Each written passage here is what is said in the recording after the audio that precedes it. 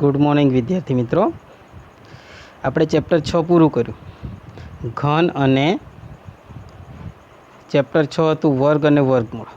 હવે ચેપ્ટર 7 છે ઘન અને ઘનમૂળ। બરાબર વિદ્યાર્થી મિત્રો, ઘન અને ઘનમૂળ અને વર્ગમૂળ ફેર એટલો કે વર્ગની અંદર આપણે 2 વખત ગુણાકાર કરતા, જ્યારે ઘનની અંદર 3 વખત ગુણાકાર કરવો પડે।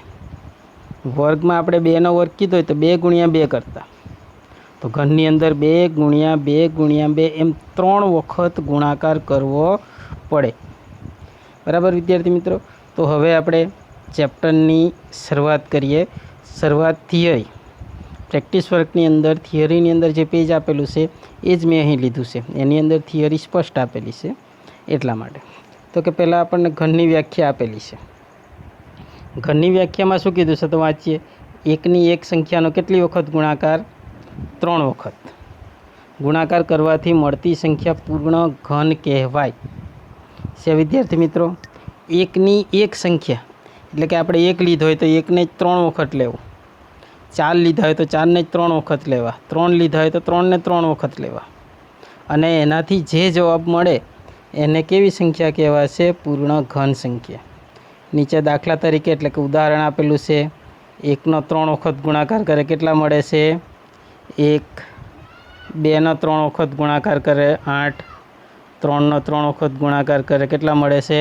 27। बराबर। तो अहीं कई पूर्ण घन संख्या थई? तो के 1, 8 અને 27 व्याख्या मुजब थई गई कि एकनी एक संख्यानो 3 वखत गुणाकार करवाथी मळती संख्या पूर्ण घन कहेवाय। तो एकनी एक संख्या एटले 1, 2 અને 3। जवाबमां 1, 8 અને 27 मतलबमां एकनी एक संख्यानो गुणाकार करवाथी जे संख्या मळे एने पूर्ण घन संख्या कहेवाय। हवे विद्यार्थी मित्रों, जे रीते पूर्ण वर्ग संख्या असंख्य हती ए रीते पूर्ण घन संख्या पण असंख्य ज थशे। खाली जग्यामां पूछाय छे के पूर्ण घन संख्याओ केटली छे? तो असंख्य। पूर्ण घन संख्याओ असंख्य छे विद्यार्थी मित्रों। बराबर। हवे वर्गमूळनी जेम अहीं घनमूळ। घनमूळ कई रीते? तो कि आपेली संख्या शुं कीधुं छे? आपेली संख्या जे संख्यानो घन छे ते संख्याने, आपेली संख्या जे संख्यानो घन छे ते संख्याने आपेली संख्यानुं घनमूळ कहेवाय। पछी घनमूळनी निशानी आपणे वर्गमूळनी अंदर जे निशानी करता आ रीते निशानी एनी ज छे, पण अंदर फक्त 3 लखी देवा एटले एक घनमूळनी निशानी थई जाय अने आ संकेतमां एनो उपयोग थाय। आपणे घनमूळ लखवुं होय एना करતાં घनमूळनी निशानी करी देवी सारी। बराबर। जो नीचे दाखला तरीके कने उदाहरण पण आपेला छे के घनमूळमां 8 आपेला छे तो एनुं घनमूळ केटलुं? 2। घनमूळमां 27 आपेला छे तो एनुं घनमूळ केटलुं? 3। वाँचवुं होय तो कई रीते वंचाय? तो कि 8 નું ઘનમૂળ 2, 27 નું ઘનમૂળ 3। बराबर विद्यार्थी मित्रों। हवे आगळ थियरीनो टॉपिक छे कि कोईपण एकी संख्यानो घन एकी संख्या मळे। शुं कीधुं छे? कोईपण एकी संख्यानो घन एकी संख्या मळे। एकी संख्या अने बेकी संख्या विद्यार्थी मित्रों वारंवार आवशे। आना पछी जे बीजा चेप्टर हशे एनी अंदर पण आवशे। एटले आपणे एकी संख्या अने बेकी संख्या ओळखता आवडवी जोईए। जेना एकमना अंकमां 1, 3, 5, 7, 9 होय तेने एकी संख्या। तो बेकी संख्यानी व्याख्या कीधी होय तो जेना एकमना अंकमां 2, 4, 6, 8 અને 0 होय तेने बेकी संख्या कहेवाय विद्यार्थी मित्रों। बराबर। आमां शुं कीधुं? एकी संख्यानो घन एकी संख्या मळे अने बेकी संख्यानो घन बेकी संख्या मळे। बराबर विद्यार्थी मित्रों। आगळनी लाइनमां शुं कहे छे कि पूर्ण घन ऋण संख्यानुं घनमूळ ऋण संख्या ज मळे। खास ध्यान राखवुं, ऋण संख्यानुं घनमूळ ऋण संख्या ज मळे। विद्यार्थी मित्रों, ऋण संख्यानुं घनमूळ पण ऋण संख्या ज मळे। ए ज रीते कोईपण ऋण संख्यानो घन करवानो कीधो होय तो पण घन जे जवाब आवशे ए शेमां आवशे? ऋणमां ज आवशे। एटले के માઇનસમાં આવશે. હવે પછીના જે ટોપિક છે એકમનો અંક ખાલી જગ્યામાં ખાસ પૂછાય. એકમનો અંક ખાલી જગ્યામાં ખાસ પૂછાય વિદ્યાર્થી મિત્રો, કે એકમનો અંક કયો આવી શકે. વર્ગની અંદર પણ હતું, ઘનની અંદર પણ આવે. વર્ગની અંદર ફક્ત 2 અને 8 એ રીતે હતું.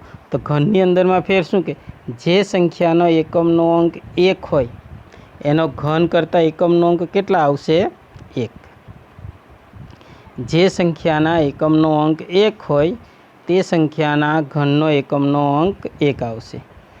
2 હોય એનો 8, 3 હોય એનો 7, 4 હોય એનો 4, 5 હોય તો 5, 6 હોય તો 6, 7 હોય તો વિદ્યાર્થી મિત્રો ચલો 7નું પછી 1 હોય તો 1, 2 હોય તો 8, 3 હોય તો 7, 4 હોય તો 4, 5 હોય તો 5, 6 હોય તો 6.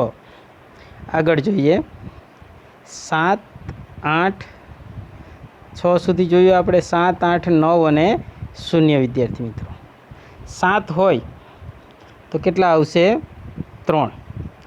8 હોય તો 2, 9 હોય તો 9 અને 0 હોય તો આ છેલ્લામાં એક ખાસ ધ્યાન રાખવાનું, 0 હોય તો છેલ્લા 3 અંક 0 જ હોય.